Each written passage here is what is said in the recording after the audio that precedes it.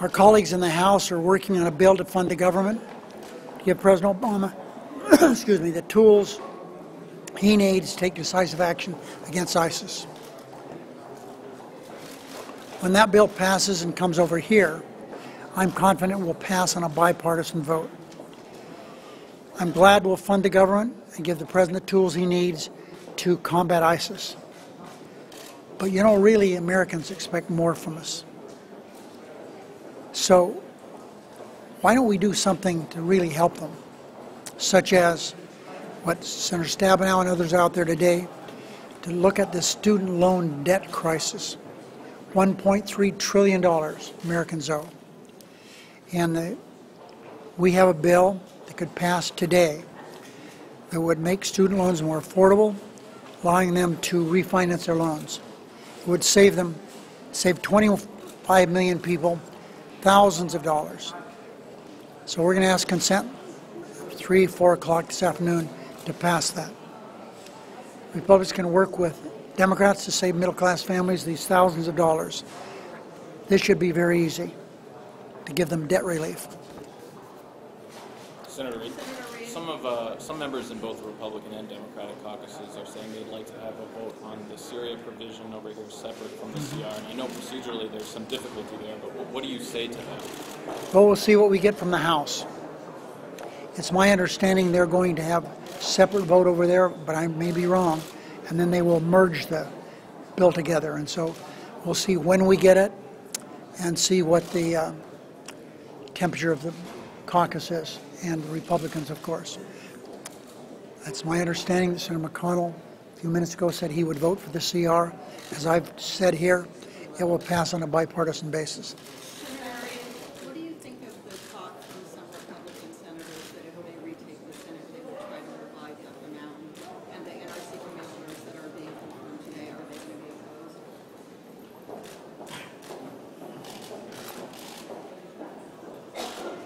You know, at least it's Yucca Mountain is all through, and it's all through exclamation, all kinds of underlining. As long as I'm around, there's no Yucca Mountain. It's been through 2 presidents. Clinton opposed it, Obama opposed it. The place is mothballed out there. Yucca Mountain's, it's all through. Senator Reid, speaking of the midterm election in just 6 weeks from now, do you feel that your majority is on the sense of slipping away? Or no? Or no. Yeah, but could you assess how you think? Yeah, if the election were today, we would be just fine. The election's not today, it's 48 days away.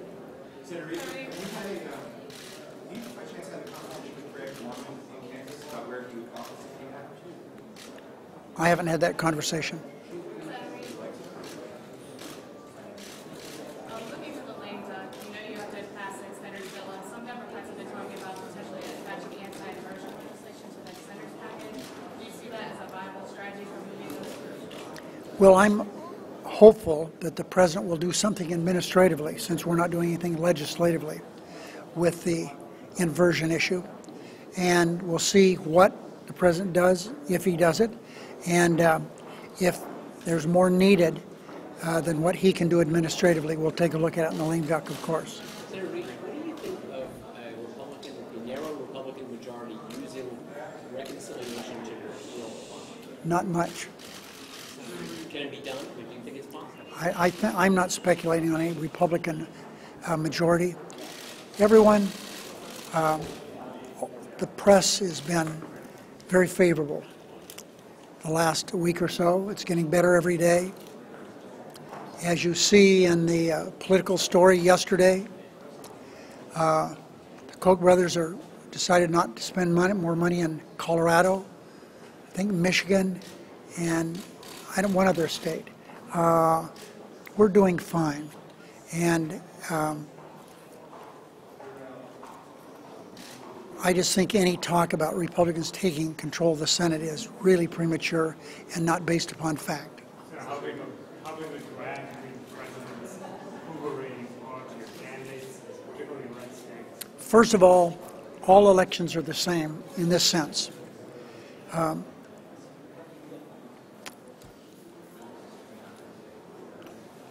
Anything 6 weeks or 2 months out from an election is all based upon the candidates, not what's going on nationally. It's a contest between two individuals, and that's what we're seeing happening all over the country. And we have much better candidates than they have, and I think that's showing without any question in virtually every state. Now you run through the states: Alaska, Colorado, Michigan, Iowa, New Hampshire, North Carolina, Louisiana, Arkansas, Georgia, Kentucky. I mean, we're doing fine. Hope I haven't missed a state. How concerned are you about the spread of Ebola, and if the administration has done enough and acted quickly enough? The president's going to speak later today. We had a conversation in our caucus. It is a very, very difficult situation. The president's absolutely right, and I understand I don't know when he's going to make his statement in Atlanta, but I don't want to step on anything that he's going to say. But it's certainly right that we do something, and no one's better equipped to do something like this than our military. So I'm satisfied that he's doing something, but it is a real crisis. Right now, we have thousands of people who have been infected, and the estimates of, unless we and the rest of the world community joins in doing something, it could be a real bad situation for Africa. And it's not only affecting people who are really sick and dying, but it's also affecting their economies because they can't get people to work. Last question here, yes. Leadership elections were announced for November today. I wonder, will you stand for leader of the Democratic Party if your party keeps the majority? And will you stand for leader if your party... First of all, I'm not doing any hypotheticals if we lose, because I don't think we are. And the answer to your first question is yes. Thanks, everyone.